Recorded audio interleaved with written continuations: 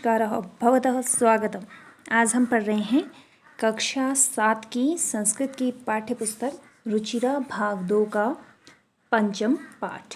पाठ का नाम है पंडिता रमाबाई।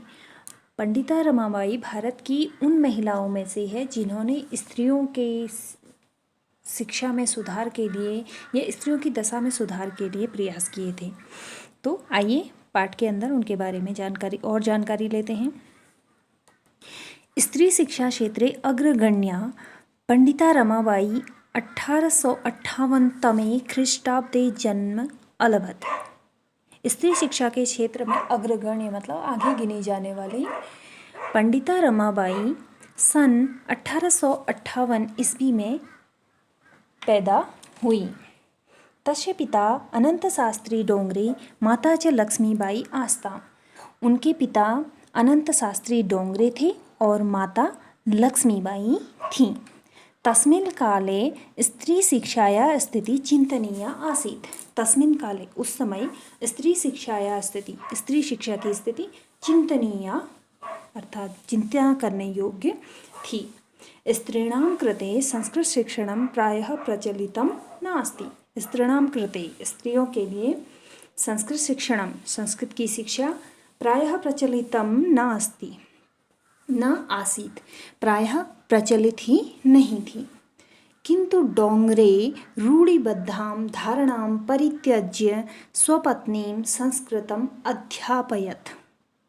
किंतु लेकिन डोंगरे जो पंडिता रमाबाई के पिताजी हैं, उन्होंने रूढ़िबद्धां धारणां परित्यज्य रूढ़िबद्ध धारणा को छोड़कर स्वपत्नी अपनी पत्नी को संस्कृतम अध्यापयत् संस्कृत पढ़ाया। एतदर्थं सः समाजस्य प्रतारणाम् अपि असहत्।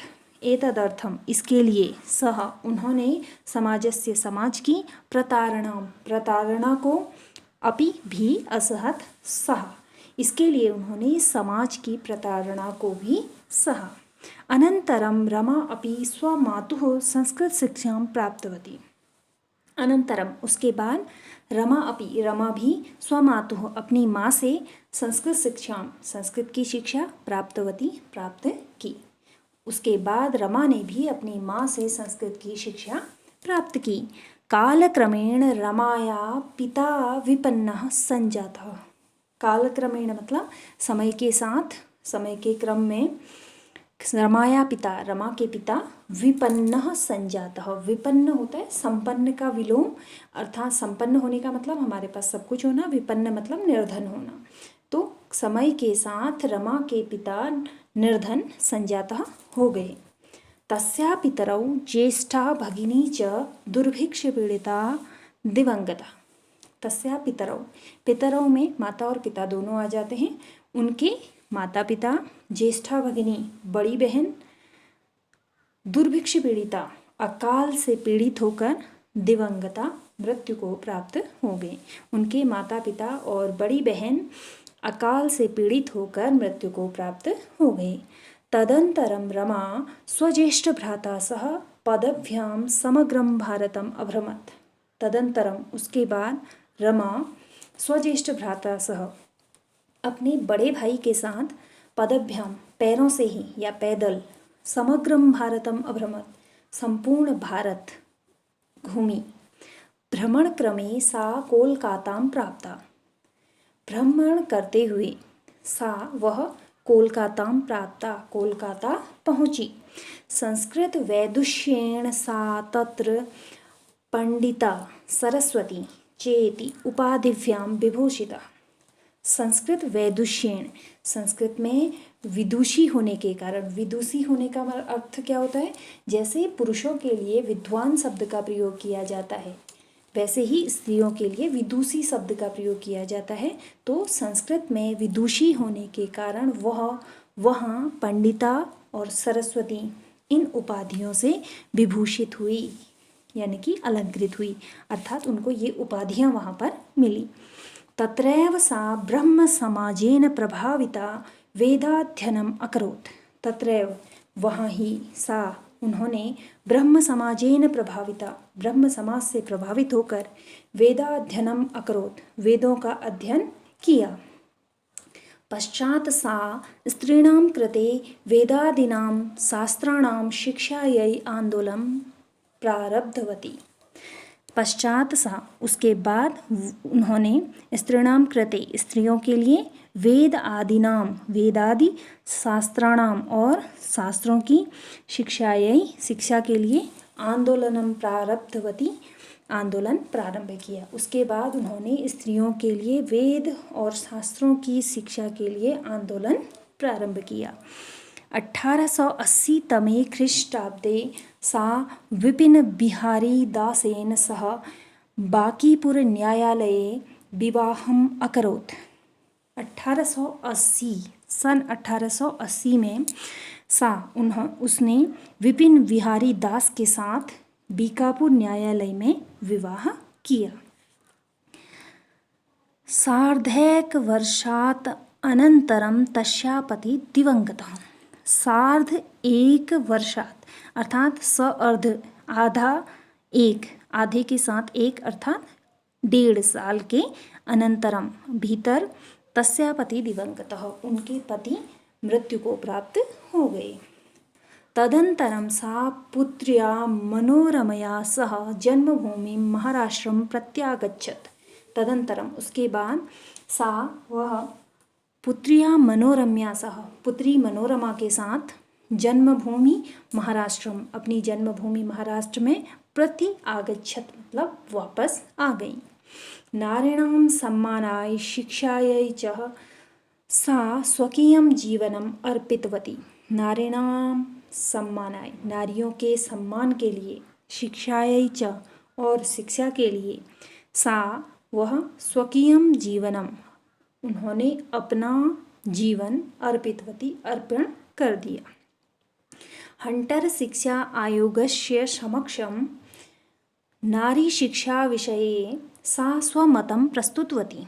हंटर शिक्षा आयोग के समक्ष नारी शिक्षा के विषय में उन्होंने अपना मत प्रस्तुत किया। सा उच्च शिक्षार्थम इंग्लैंड देशम गतवती, वह उच्च शिक्षा के लिए इंग्लैंड देश गई। तत्र ईसाई धर्मस्य स्त्री विषय के उत्तम विचारै प्रभाविता जाता। तत्र, वहाँ, ईसाई धर्मस्य, ईसाई धर्म के, स्त्री विषय के, स्त्री के विषय में, उत्तम विचारै, उत्तम विचारों से प्रभाविता जाता, प्रभावित हुई। वहाँ ईसाई धर्म के स्त्री विषयक उत्तम विचारों से वह प्रभावित हुई। इंग्लैंड देशात रमाबाई अमेरिका देशम अगच्छत।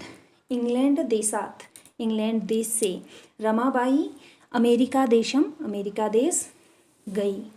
तत्र सा भारतस्य विधवा स्त्रीणां सहायतार्थम अर्थसंचयम अकरोत्। तत्र मतलब वहाँ, सा, उन्होंने, भारतस्य, भारत की, विधवा स्त्रीणां, विधवा स्त्रियों की, सहायतार्थम, सहायता करने के लिए, अर्थ संचयम, अर्थ अर्थात रुपयों का, पैसों का संचय किया। भारतम प्रत्यागत्य, भारत वापस आकर, मुंबई नगरे सा, मुंबई नगर में उन्होंने शारदा सदनम अस्थापयत, शारदा सदन की स्थापना की। भारत वापस आकर मुंबई नगर में उन्होंने शारदा सदन की स्थापना की। अस्मिन् आश्रमे निस्सहाया स्त्रियः निवसन्ति स्म। अस्मिन् आश्रमे, इस आश्रम में, निसहाय स्त्रियां निवास करती थीं। तत्र स्त्रियः मुद्रण, टंकण, काष्ठकलादीनाश्च प्रशिक्षणम् अपि लभन्ते स्म। तत्र, वहाँ, स्त्रियां मुद्रण मतलब छापने का, टंकण मतलब टाइप करना, काष्ठ आदि यानी कि लकड़ी आदि से संबंधित जो कलाएं होती हैं उनका प्रशिक्षण भी प्राप्त करती थीं। परम इदं सदनं पुणे नगरे स्थानांतरितं जातम्। परंतु इदम नगरम, यह नगर, पुणे नगरे, पुणे नगर में, स्थानांतरितम जातम, पुणे नगर में स्थानांतरित हो गया, यानी कि वह जो संस्थान था वो दूसरी जगह बना दिया गया। ततः पुणेनगरस्य समीपे केडगांव स्थाने मुक्तिमिशन नाम संस्थानं तया स्थापितम्। अतः पुणे नगरस्य समीपे, पुणे नगर के समीप केडगांव स्थाने, केडगांव नामक स्थान में मुक्ति मिशन नाम की संस्थान को तया मतलब उसके द्वारा स्थापित की गई। अतः पुणे नगर के समीप केडगांव नामक स्थान में मुक्ति मिशन नाम के संस्थान की स्थापना उनके द्वारा की गई। अत्र अधुना अपि निराश्रितास्त्रियः ससम्मानं जीवनं यापयन्ति। अत्र अधुना, जहाँ आज भी निराश्रित स्त्रियाँ सम्मान के साथ जीवन यापयन्ति, निर्वहन करती हैं, बिताती हैं। 1922 तमे ख्रीष्टाब्दे रमाबाई महोदयाया निधनम् अभवत्। 1922 ईस्वी में रमाबाई महोदया का निधन हुआ। सा देश विदेशानाम् अनेकासु भाषासु निपुणा आसीत्। वह देश विदेशों की अनेक भाषाओं में निपुण थी। समाज सेवाया अतिरिक्तं लेखन क्षेत्रे अपि तस्याः महत्वपूर्णम् अवदानम् अस्ति।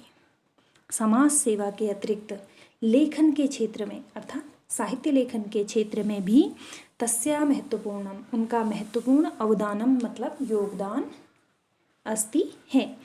समाज सेवा के अतिरिक्त लेखन के क्षेत्र में भी उनका महत्वपूर्ण योगदान है। स्त्री धर्म नीति, हाई कास्ट हिंदू वुमेन इति तस्या प्रसिद्धं रचनाद्वयं वर्तते। स्त्री धर्म नीति और हाई कास्ट हिंदू वुमेन, ये उनकी प्रसिद्ध 2 रचनाएं हैं। तो आशा है आपको पाठ समझ में आया होगा। धन्यवाद।